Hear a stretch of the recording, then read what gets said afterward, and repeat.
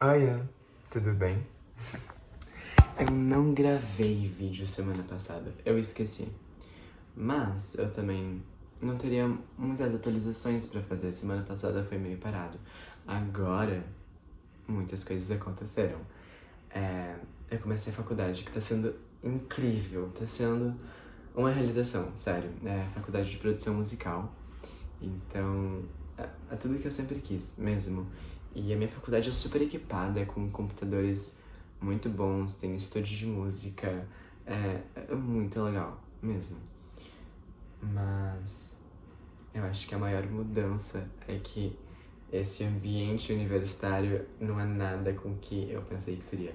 Eu acho que o que mais me impactou, assim, foi perceber que o meu grupinho, a minha rede de apoio em relação a amizades, não estão mais aqui fisicamente comigo. E é meio assustador, porque um grupinho acaba se tornando uma zona de conforto. A gente se sente pertencente, tem essa pré-posição definida dentro de um grupinho que, pelo menos comigo, era assim. Eu sentia que eu sabia o porquê eu tava ali e do porquê que eu tava com aquelas pessoas. E era algo um grupo é algo em comum que a gente compartilha com as pessoas, um padrão de pensamento, não sei. Mas traz conforto. E agora que eu não tenho mais essas pessoas fisicamente aqui comigo e eu tenho que aprender a me virar no intervalo e fazer amizades e conhecer pessoas, eu trago pra mim muito um pensamento de o que eu deveria fazer? Como será que como eu posso agir pra fazer essa pessoa gostar de mim? É um pensamento muito people pleaser, eu sei, mas eu também não consigo ajudar. Eu acho que é meio que um mecanismo mesmo que eu já tenho infiltrado no meu corpo e que, obviamente, eu tenho que trabalhar ativamente pra tirar isso dentro de mim. Porque acho que junto com isso vem uma outra ideia que eu já venho percebendo há muito tempo, desde antes de entrar na faculdade, que tem certas coisas que a gente simplesmente não é o público-alvo. Por exemplo, eu fiquei muitos anos sem usar Twitter. E ano passado, final do ano passado, eu acho, eu voltei a usar Twitter pra acompanhar as pessoas que eu gosto e tudo mais. E o Twitter é um lugar que muitas pessoas dão muitas opiniões indesejadas, e a gente vai ler muita coisa que a gente não gostaria de ler. E também dá pra aplicar no ambiente universitário. Muitas pessoas vão fazer coisas que não necessariamente nos envolvem, não necessariamente estão nos atacando, mas que por algum motivo a gente se sente incomodado. E eu comecei a prestar atenção que na maioria das vezes que algo nos incomoda, não era pra aquilo estar nos incomodando, porque a gente simplesmente não é o público-alvo daquela opinião, ou daquela ação, ou daquela pessoa. Às vezes ela tá fazendo algo aleatoriamente, pros amigos dela, ou tá, sei lá, comentando alguma coisa pra comunidade daquela pessoa, que não envolve a gente. E eu acho que, principalmente na internet, é muito fácil a gente tomar dor alheia. E, sei lá, alguém deu alguma opinião que a gente não gostou e a gente vai trazer aquilo pra nossa vida e pode se incomodar. Não sei. Isso acontecia comigo. Acontece ainda, na verdade. É um processo de...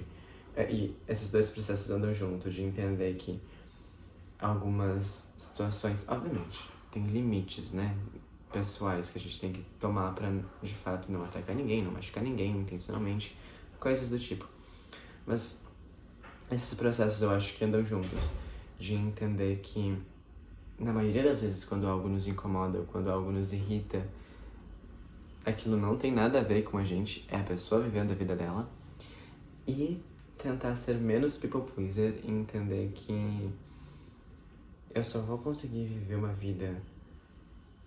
eu só vou conseguir viver a minha vida quando eu parar de viver a vida pros outros. Quando eu parar de fazer o que os outros querem que eu faça ou que eu penso que os outros gostariam que eu estivesse fazendo. É uma viagem complicada, mas é muito válido. E também entra um outro negócio que é... Esses dias eu tava conversando com uma amiga minha E eu tava compartilhando essas ideias e esses pensamentos e também em relação a outras coisas. E ela é uma amiga minha que me acompanha há muitos anos e ela falou: Cara, você evoluiu demais. Tipo, ela tava demonstrando orgulho mesmo, sabe? De perceber que eu mudei, que eu tô crescendo e tudo mais. Eu também vejo muito isso nela, só que é muito mais fácil pra mim ver quando o outro conquista algo, quando o outro evolui, do que enxergar isso em mim. Porque ela tava falando todas essas coisas boas pra mim e eu tava... Será? É difícil enxergar isso em mim. E é meio... Não diria problemático, mas também... Eu acho que é uma falta de perspectiva própria, de entender, de me conhecer também. Porque até mesmo nessas pequenas evoluções, ou nessas pequenas conquistas, nessas pequenas mudanças, eu acho que a gente também merece ser celebrado.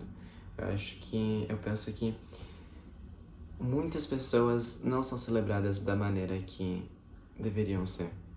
Na verdade, a maioria.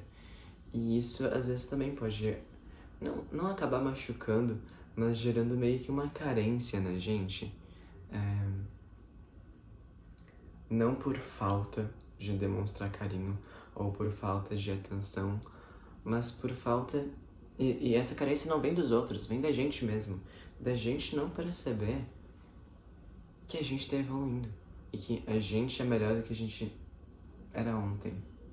Eu acho que isso é meio doido também. A minha professora de canto, ela fala, porque ela é muito parecida comigo, principalmente na vertente que a gente trabalha, que é o canto, é a voz. Eu sou muito controlador, principalmente quando eu tô fazendo algo que eu quero me destacar. Então eu entro na aula do canto, tenho que estar com a minha postura hiper correta, tenho que estar com a voz aquecida, já tenho que estar com tudo pronto. E ela comenta que... Olha, eu tô respondendo a minha professora, prof, desculpa, mas ela comenta que quando ela começou, e por muitos anos, ela também era assim, super controladora com a voz. Só que esse super controle não ajuda em nada. Por exemplo, uma dificuldade que eu tenho, e nem todo mundo vai entender esses termos, mas tudo bem, é só um exemplo. A gente tem a voz de peito e a voz de cabeça. E a gente tem que conectar essas... Elas não são separadas, é uma coisa só, mas enfim. Mas a gente tem que aprender a conectar pra conseguir fazer uma passagem de voz bonita, conseguir ter um meio de voz bonito. E quando eu tô fazendo os exercícios que são focados em melhorar esse meio de voz e melhorar... Enfim, melhorar minha voz no geral, conseguir fazer essa passagem bonitinha, eu acho que eu fico com medo ou um anseio tão grande que eu tento controlar a minha voz, só que eu não tenho que controlar a minha voz. O controlar a minha voz mais me prejudica do que me ajuda. Então, desde a última aula, a gente tem feito esse exercício com uma modificação.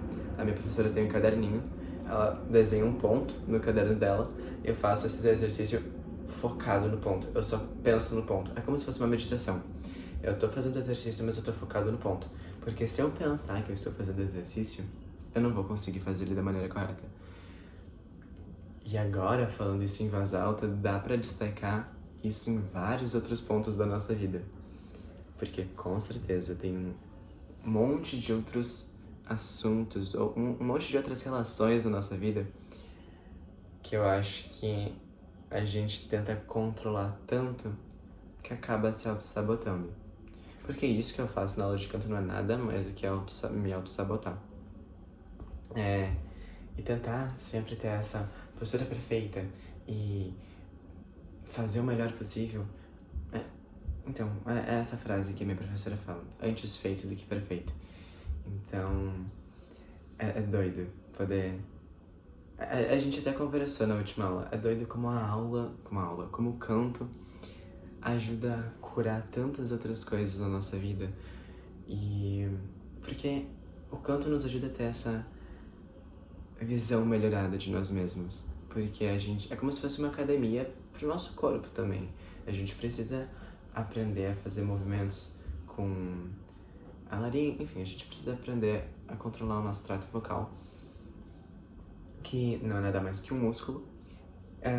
Então a gente também tem que ter essa perspectiva muito aguçada do nosso próprio corpo. É interessante como eu tava comentando antes, como a gente também consegue aplicar isso em outros pontos da nossa vida. Porque eu sou muito controlador em completamente tudo.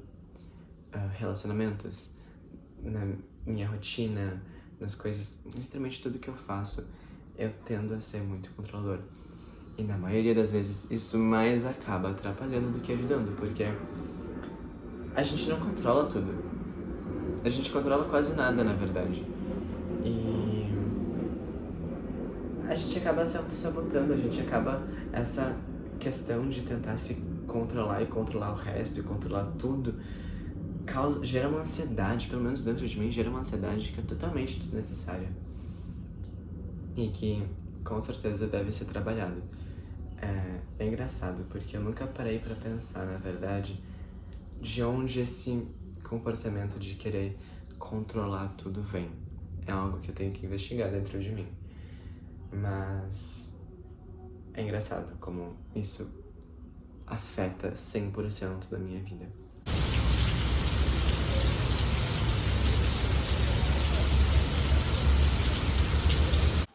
Às vezes eu ainda me sinto muito perdido em relação às coisas também. Por muito tempo, como eu quero trabalhar na área artística, a maioria das pessoas começa muito cedo na área. E por muito tempo tinha esse pensamento de meu Deus, eu tô atrasado, meu Deus, eu tô atrasado, eu já tô ficando velho, eu preciso começar logo, entendeu? E não que não seja bom eu tentar começar logo, mas percebi que na verdade eu não tô atrasado e que eu sou muito novo. E às vezes isso me dá um desespero do nível, meu Deus, eu sou muito novo, todo mundo aqui é mais experiente do que eu, todo mundo aqui sabe mais do que eu. Mas também dá uma calma do nível, ok, eu tenho meu tempo pra aprender e a chegar lá também. Mas pelo menos eu não tenho mais isso dentro de mim. Eu me sinto perdido, mas eu sei que eu tenho esse tempo. E eu acho que essa fase que eu tô passando e que os meus amigos também estão passando, que o meu grupo, que a minha rede, que a minha comunidade tá passando, é muito essa fase de tentar se descobrir no mundo, tentar entender o seu lugar no mundo. E ao mesmo tempo que é extremamente desesperador, eu acho que dá pra se divertir também com isso. E entender o que eu gosto de fazer, o que eu não gosto de fazer, com qual tipo de pessoa eu gosto de me relacionar. Isso foi algo que se tornou interessante na faculdade. Eu comentei no último vídeo como durante o ensino médio eu passei por situações em que pessoas tinham ficado próximas de mim e sabiam exatamente como me atacar e utilizavam aquilo pra me atacar. E naquela época eu não tinha total noção disso, eu era ingênuo completamente em relação a isso. E eu chego na faculdade já com uma outra visão de não sei se eu quero me relacionar com aquela pessoa. Ela tem cara de quem faria esse tipo de coisa comigo, entendeu? Então eu acho que esse processo de descobrir quem a gente é e qual é o nosso lugar no mundo é interessante. E eu tô gostando, por mais que envolva, como eu falei, muitos surtos. E é isso, eu não sei mais sobre o que atualizar, o que falar. Eu acho que eu me enrolei demais nesse vídeo. Às vezes eu faço isso. Eu tenho muitas ideias e muitos pensamentos. Eu adoro filosofar. Eu adoro entrar na minha própria cabeça e tentar tirar conclusões, entender, fazer meio que uma terapia comigo mesmo, sabe? Fazer uma psicanálise aqui, tentar entender o motivo das coisas e de onde é que isso vem e por que eu faço isso. Mas muitas das vezes eu acabo me enrolando e chegando a lugar nenhum. E eu sinto que talvez esse vídeo tenha ocorrido isso. Mas eu espero que cada um consiga tirar sua própria conclusão também, me vendo fazer isso. Espero. Enfim, eu também espero que vocês tenham gostado desse vídeo. Eu vou tentar fazer vídeos com mais frequência e, sei lá, tentar trazer coisas diferentes aqui também. Obrigado por terem assistido.